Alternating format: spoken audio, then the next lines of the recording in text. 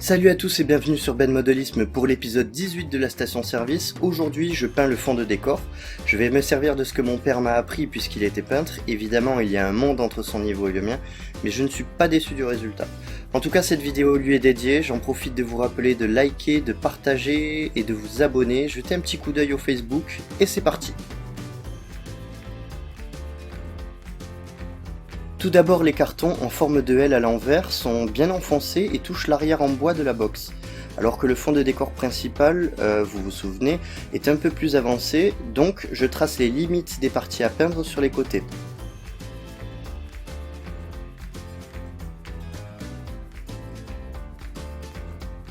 Mais les limites ne se résument pas qu'à cet endroit, car tous les fonds de décor auront la même limite au bas.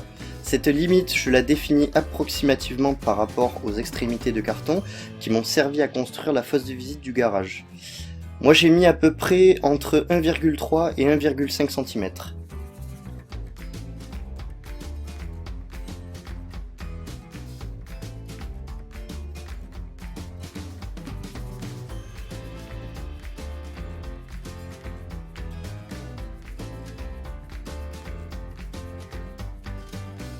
Pour la partie dessin, c'est très simple. Bon, vous pouvez voir que j'ai tenté des choses qui ne me plaisaient pas. J'ai donc opté pour des arbres en fond, le début d'une forêt sombre, avec de grosses touffes de feuilles au-dessus des branches, et 3 montagnes dépassant de ces touffes. Important de faire la continuité du décor sur chaque face.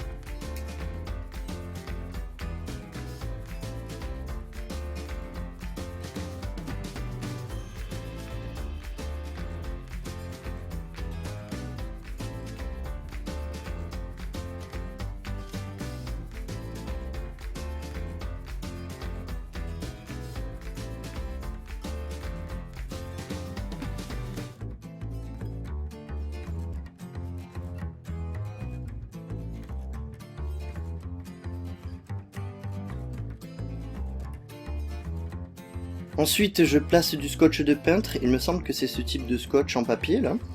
En premier, je le place sur la partie basse que je ne veux pas peindre et il m'aidera à maintenir les plaques.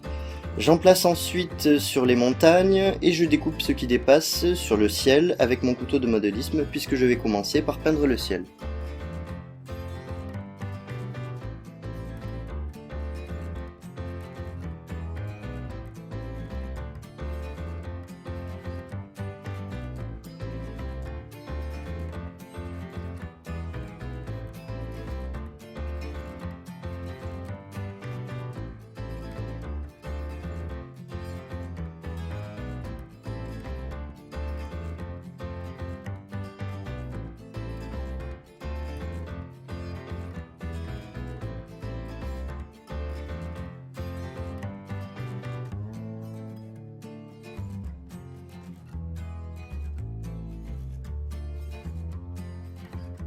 Pour la peinture, je ne peux pas donner de conseils sur les mélanges que je fais, car je peins beaucoup au feeling. Mais le principe, c'est qu'il doit être plus foncé en haut et s'éclaircir progressivement en descendant. J'ai failli oublier aussi, j'utilise de l'acrylique comme peinture.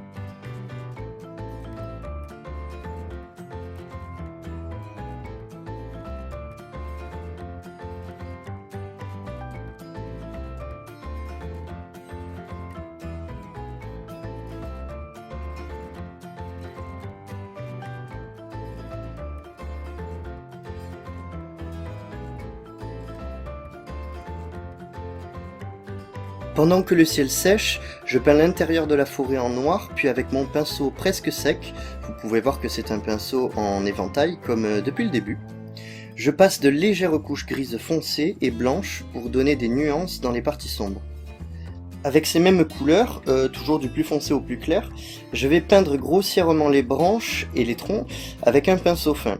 Je garde ensuite ce pinceau pour dessiner d'autres branches et troncs, plus précisément, avec un marron très pâle proche du gris clair.